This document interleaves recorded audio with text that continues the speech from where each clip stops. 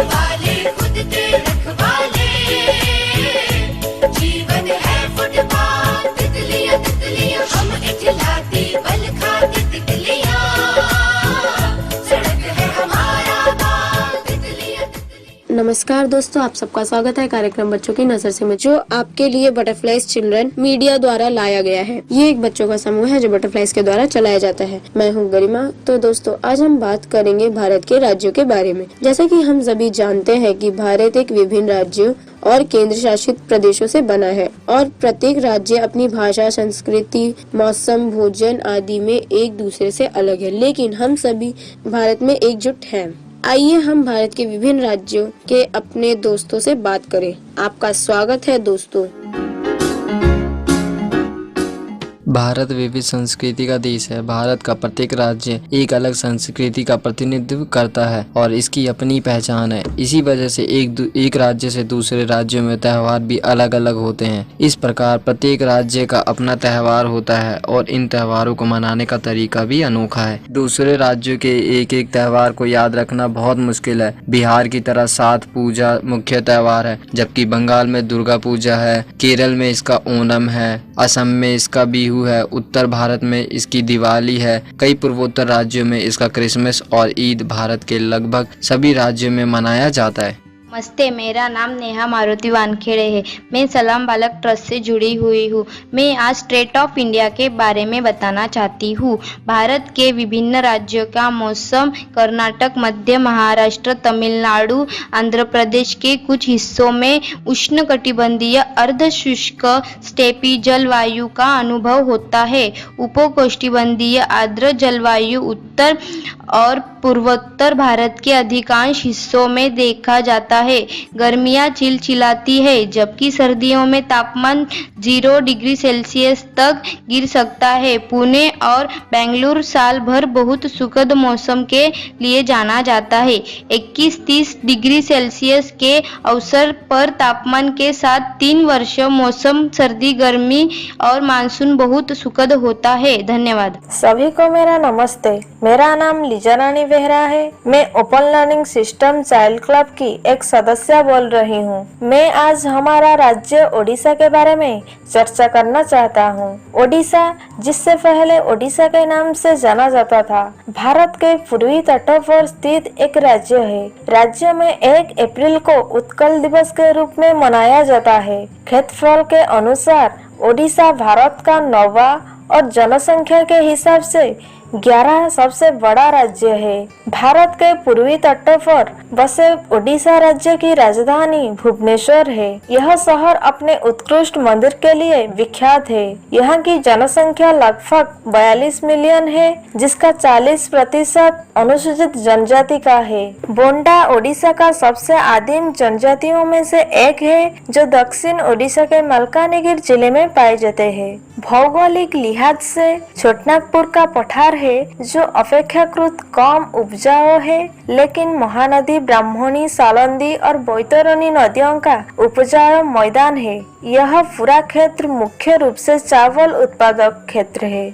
ओडिशा की अर्थव्यवस्था में कृषि की महत्वपूर्ण भूमिका है। ओडिशा की लगभग 80% जनसंख्या कृषि कार्यों में लगी है। हालांकि यहाँ की अधिकांश भूमि अनुपजाऊ या एक से अधिक वार्षिक फसल के लिए अनुपयुक्त है। ओडिशा में लगभग 40 लाख खेत है, जिनका औसत आकार 1.5 हेक्टेयर है, लेकिन प्रति व्यक्ति कृषि क्षेत्र 0.2 हेक्टेयर से भी कम है। राज्य के लिए कुल क्षेत्रफल के लगभग 45% भाग में खेत है। इसके 80% भाग में चावल उगाया जाता है। अन्य महत्वपूर्ण फसलें तिलहन, दलहन, जूट और नारियल है। ओडिशा के अनेक अपने पारंपरिक त्योहार है। इसका एक अनोखा त्योहार अक्टूबर या नवंबर में कार्तिक पूर्णिमा, दशहरा, दिवाली आदि मनाया जाता है। और भारत के प्रमुख तीर्थ धाम में जगन्नाथ धाम पूर्व दिशा में विराजमान है। इस धाम को पुरुषोत्तम धाम भी कहा जाता है। पुरी के जगन्नाथ मंदिर, जिसकी रथ यात्रा विश्व प्रसिद्ध है, उसको देखने के लिए प्रतिवर्ष लाखों पर्यटक आते हैं। जनजातीय इलाकों में कई प्रकार के लोक नृत्य है। मादल व बांसुरी का संगीत गाँव में आम है। ओडिशा का शास्त्रीय नृत्य ओडिसी 700 वर्षों से भी अधिक समय से अस्तित्व में है। हमारा राज्य ओडिशा एक सौंदर्यमय राज्य है। ओडिशा मेरा राज्य है, इसलिए मैं गर्व महसूस करती हूँ। धन्यवाद। सूरज जैसे चमकेंगे देखे है साडी अखियां ने ऐ सपने अंबरांदे ए सपने अंबरांदे बूंद बूंद जोड़ेंगे पल पल दूर दूर बह जाएंगे फिर ना समंदरा दे फिर ना समंदरा दे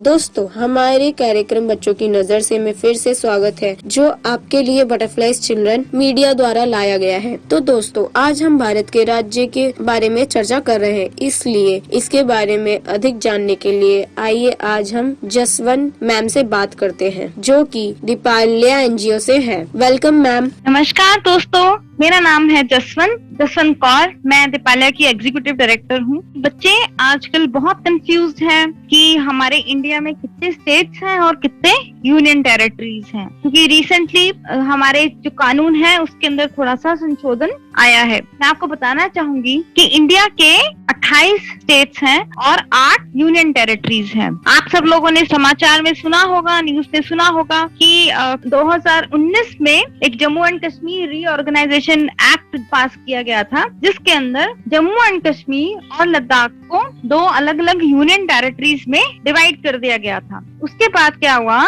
दमन एंड दीव, दादरा एंड नगर हवेली, जो कि पहले अलग अलग यूनियन टेरिटरीज थी, उनको जोड़ के एक यूनियन टेरिटरी बनाई गई। इसलिए आज की डेट में हमारे पास 28 स्टेट्स और 8 यूनियन टेरिटरीज हैं। और अगर आपको जानने हैं कि हमारी यूनियन टेरिटरीज के नाम क्या है, so Andaman and Nicobar island, Chandigarh, Dadra and Nagar Haveli and Daman and Diu. जैसे कि मैंने आपको बताया कि ये दोनों एक यूनियन टेरिटरी जो है वो बना दी गई हैं।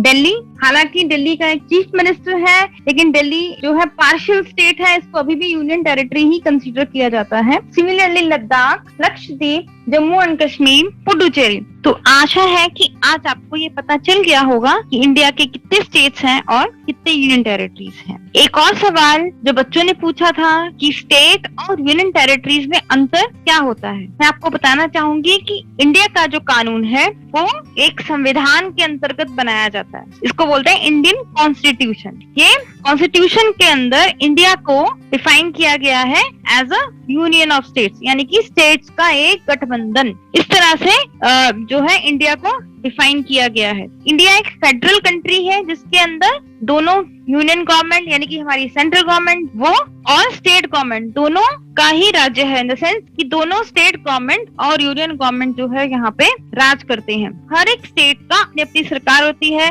और लोगों के द्वारा चुनी हुई सरकार जो है वो स्टेट को रन करती है। कुछ पावर्स यूनियन गवर्नमेंट के पास होती हैं, हालांकि ज्यादातर जो पावर्स स्टेट्स के अंदर वो स्टेट गवर्नमेंट्स के पास होती हैं। अगर हम यूनियन टेरिटरीज की बात करा जाए तो यूनियन टेरिटरीज में यूनियन गवर्नमेंट का रिप्रेजेंटेटिव होता है, इनको हम बोलते हैं लेफ्टिनेंट गवर्नर। तो जितनी भी यूनियन टेरिटरीज हैं वो लेफ्टिनेंट गवर्नर के थ्रू उनका परिचालन होता है, उनका एडमिनिस्ट्रेटर जो है वो लेफ्टिनेंट गवर्नर होता है और ये प्रेसिडेंट ऑफ इंडिया को रिप्रेजेंट करते हैं। हालांकि इसके अंदर भी दो एक्सेप्शंस हैं, एक है पुडुचेरी और दिल्ली गवर्नमेंट। दोनों पुडुचेरी और दिल्ली में लेजिस्लेचर है, यहाँ पे जो लोगों द्वारा इलेक्टेड चीफ मिनिस्टर्स जो है वो कार्यरत हैं और इनका एक्सेप्शन इसलिए है क्योंकि कॉन्स्टिट्यूशन के अंदर अमेंडमेंट की गई थी, संशोधन करके इन स्टेट्स को, पुडुचेरी और दिल्ली को, इन यूनियन टेरिटरीज को पार्शियल स्टेटहुड जो है वो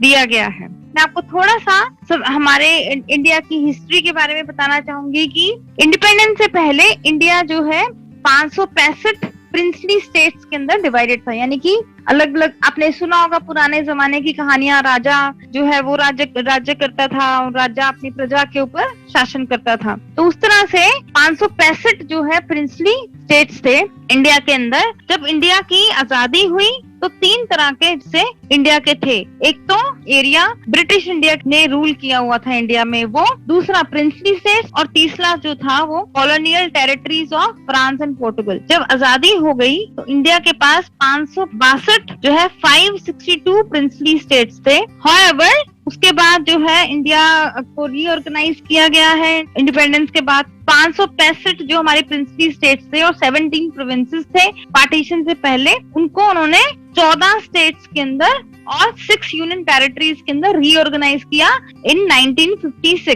तो आप ये सोचिए कितनी मेहनत लगी होगी, कितनी बातचीत करनी पड़ी होगी, सबको मनाना पड़ा होगा कि प्लीज आप इंडिया एज अ यूनियन, हमारे जो संविधान में लिखा है उस तरह से आप इकट्ठे हुइए, आप हमारी बात मानिए, हम लोग एकजुट होकर एक पूरी कंट्री का प्रतिनिधित्व करेंगे। तो आप ये सोचिए कितना मेहनत लगा होगा इतने बड़े साम्राज्य को इकट्ठा करने में। उसके बाद बहुत सारी चेंजेस इंडिया के अंदर हुई, बहुत सारे स्टेट्स ने बोलना शुरू किया, ये बहुत सारे चीफ मिनिस्टर्स ने बोलना शुरू किया इतना बड़े राज्य को हमें राज करना मुश्किल होता है। तो फिर वो धीरे धीरे स्टेट्स को डिवाइड करते गए और आज की डेट में जैसे मैंने आपको बताया कि हमारे पास 28 स्टेट्स हैं और 8 यूनियन टेरिटरीज हैं। और इन 28 स्टेट्स और इन यूनियन टेरिटरीज का अगर हम क्लाइमेट की बात करें, वेदर की बात करें, उनकी जमीन की बात करें, उनकी टोपोग्राफी के बारे में बात करें, उनके रहन सहन, लोगों के रहन सहने का तरीके की बात करें, उनकी डेमोग्राफी के बारे में बात करें, सभी स्टेट्स के अंदर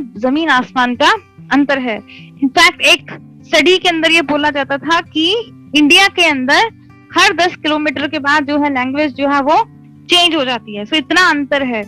अब ये देखिए कि इतना अंतर होने के बावजूद सब लोग अलग अलग भाषा यूज करते हैं, सब लोग अलग अलग खाना खाते हैं, अलग अलग वेदर है, कहीं पे बहुत गर्मी है, कहीं पे बहुत ठंड है, कहीं पे सब तरह के मौसम जो है वो आते हैं। जैसे नॉर्दर्न इंडिया के अंदर देखें तो हम सब तरह की ऋतु देख पाते हैं, सब तरह के सीजन देख पाते हैं, और जबकि कुछ स्टेट्स के अंदर सारा साल सेम तरह का ही सीजन रहता है। इसके बावजूद इंडिया जो है एक यूनियन ऑफ स्टेट्स कहलाया जाता है। इंडिया जो है एक इतने डाइवर्स कल्चर होने के बावजूद एकजुट जो है सब रहते हैं, एक दूसरे के साथ मिलजुल के रहते हैं। और जैसे कि आप लोगों ने सुना होगा बचपन में कि एकता ही हमारी सबसे बड़ी स्ट्रेंथ है, यूनिटी इज स्ट्रेंथ। आशा करती हूँ कि आपको आज का सेशन अच्छा लगा होगा और आपके जो सवाल है यूनियन टेरिटरीज और स्टेट्स को लेके वो आपको उन सवालों के उत्तर मिल गए होंगे। Thank you ma'am. तो दोस्तों अब वक्त हो चुका है आप सभी से अलविदा कहने का। अगले सप्ताह इसी दिन इसी वक्त आपसे फिर मुलाकात होगी FM रेनबो 102.6 पर। तब तक के लिए मेरा यानी कि गरिमा का अलविदा।